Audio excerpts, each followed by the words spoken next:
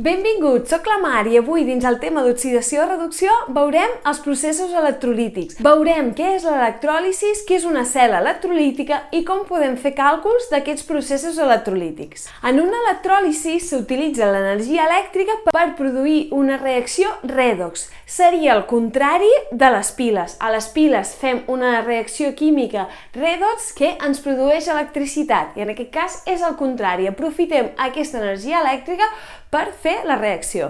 Llavors, així com les piles són processos espontanis, en el cas de l'electròlisi serà no espontani. Aquest procés d'electròlisi es produeix en el que anomenem cel·les electrolítiques, on tenim dos elèctrodes on un treballa com a càtode i l'altre com a ànode dins un medi que l'anomenem electròlit. En aquest cas, fixem-nos que tenim aquí alguna aportació d'electricitat i farà que aquests electrons circulin des de l'ànode cap al càtode. Un exemple que podríem veure de cel·la electrolítica seria si tenim un electròlit de clorur de coure 2.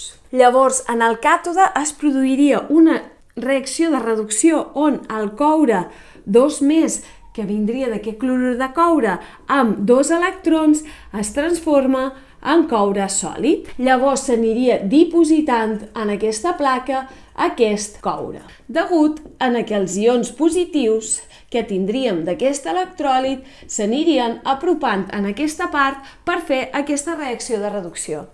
Què passaria en l'altre elèctrode? A l'ànode es produeix una oxidació. D'aquí, del clorur.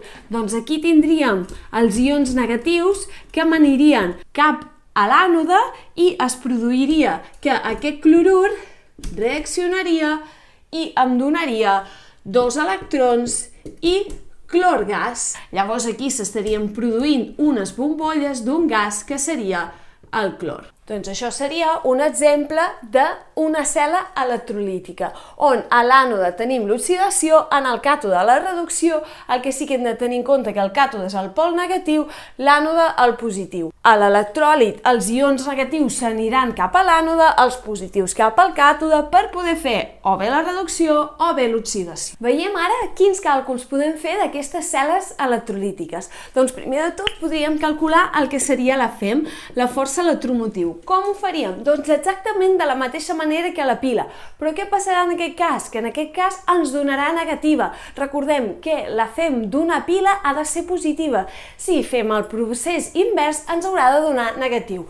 Però també es pot calcular de la mateixa manera, agafant el potencial de reducció del càtode i restant el potencial de reducció de la semireacció que es produeix a l'ànode. Llavors veiem que és la mateixa fórmula, però en aquest cas em quedarà negativa, ja que serà una electròlisi. Degut a això, si també calculem la seva energia lliure de Gibbs, veurem que em donarà positiva, que m'estarà indicant que és un procés que no és espontani, cosa que ja havia anunciat al principi. També és important a l'hora de fer càlculs és el descobriment que va fer Faraday. Ell va descobrir que hi havia una relació entre la massa que s'estava creant en un elèctrode o la massa que s'estava reduint en l'altre amb la quantitat de càrrega elèctrica que hi havia circulat. Aquests càlculs es poden fer de forma estequiomètrica. Fixem-nos, si jo tinc la semireacció per produir aquest coure, com hem vist a la cel·la anterior, doncs fixem-nos que jo sé que per produir un mol de coure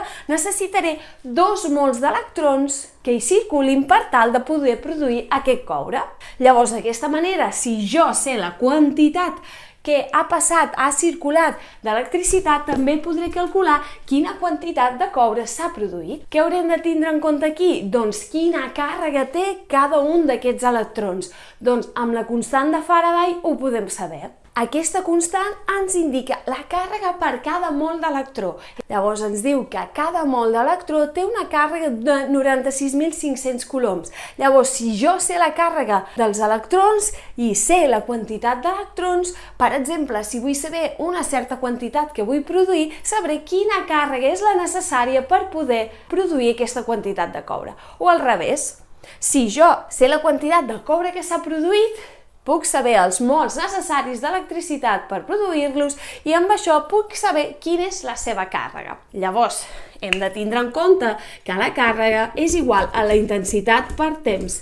Així podem saber quin temps i amb quina intensitat necessitem per crear aquesta quantitat de sòlid. Veiem un exemple d'aquests càlculs. Si tinguem un corrent de 250 mA durant 30 minuts en un electròlit de sulfat de coure 2+, quina massa de coure s'haurà produït després d'aquest temps? Doncs primer de tot haurem de saber quina càrrega s'ha produït amb aquest temps i aquesta intensitat. Com hem dit, la càrrega és igual al temps per la intensitat. Llavors el temps són 30, però tenim en compte que l'hem de passar a segons, per tant ho multiplico per 60. I després ho multiplicaré per la intensitat, que són 250 mA. També aquí l'hem de posar en ampers, per tant serà per 10 a la menys 3 ampers. Això fem els càlculs i em dona 450 coulombs. Ja tinc la càrrega que ha circulat per la cel·la electrolítica. Ara, amb aquesta càrrega puc utilitzar factors de conversió per trobar quin serà aquesta massa de coure. Jo sé, primer de tot, que puc relacionar la càrrega amb la quantitat de mols d'electrons, amb la constant de Faraday, que em diu que cada mol d'electró té una càrrega de 96.500 coulombs. Per tant, aquí ja puc haver calculat els mols d'electrons necessaris. Ara he de relacionar els mols necessaris amb la quantitat de coure. Per això necessitaré la semireacció. Recordem que coure 2+ més 2 electrons em dona coure sòlid. Per tant, quina relació hi ha entre els mols d'electrons entre els mols de coure? Doncs sé que per cada 2 mols d'electrons em produeix un mol de coure. I ara, finalment, si vull saber la massa, simplement he de transformar aquests mols a massa de coure, utilitzant la massa molar. Un mol de coure són 63,5 grams. Fem aquests càlculs i ja em donarà el valor d'aquesta massa, que serà de 0,15 grams de coure. Doncs si tinc aquest electròlit i tinc una intensitat de 250 mA durant 30 minuts, produiré 0,15 grams de coure. Doncs fins aquí l'explicació de l'electròlisi. Si teniu algun comentari o algun suggeriment, deixeu aquí en els comentaris. Si us ha agradat el vídeo, si us plau, poseu un m'agrada, que si us agrada el canal us hi subscrigueu i sobretot també que ho compartiu. Moltes gràcies!